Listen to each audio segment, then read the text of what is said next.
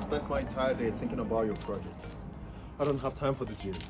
In here is the stairs. The initial plan was to close out this wall and just have the access this way. But we thought it made sense to keep this design a little bit flexible, giving access from the main unit to the secondary unit here. So that came at us having to install a fire-rated door there, and a fire-rated door in the basement, and a fire-rated door to the furnace room. Now, to touch a little bit about that, when you do have access from your main floor into the space like this space becomes considered a common area. And because it's a common area, this has to be fire rated separate from that space there, and it has to be fire rated separate from the basement space. So all the walls here have fire rated, all fire rated walls, and the secondary dwelling as well is fire rated. As you can see, the clients are still finishing up. They haven't installed the guardrails. They're going to install all the guardrails.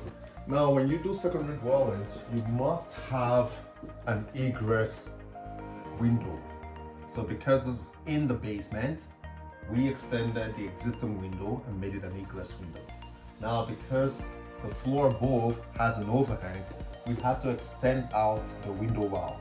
So we ended up building this out of the existing 8x8 post log that was on site here, and it ended up turning out good.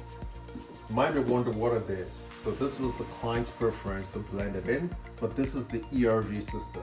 So the client wanted to separate the heating and cooling of the basement from the main floor. So the furnace serves the upper floor. So this basement is heated by baseboard heaters. You can see one in the bathroom there. Now, because you have a baseboard heater, you need to have an HRV, heat recovery system. In this case, we went with an ERV system, which is an energy recovery ventilation system. So what that does is it circulates and refreshes the air in the common area. There's a duct here, that's a supply, there's a return, and there's one in the bedroom. If you go those routes, you would have to get a mechanical designer or engineer to design that system.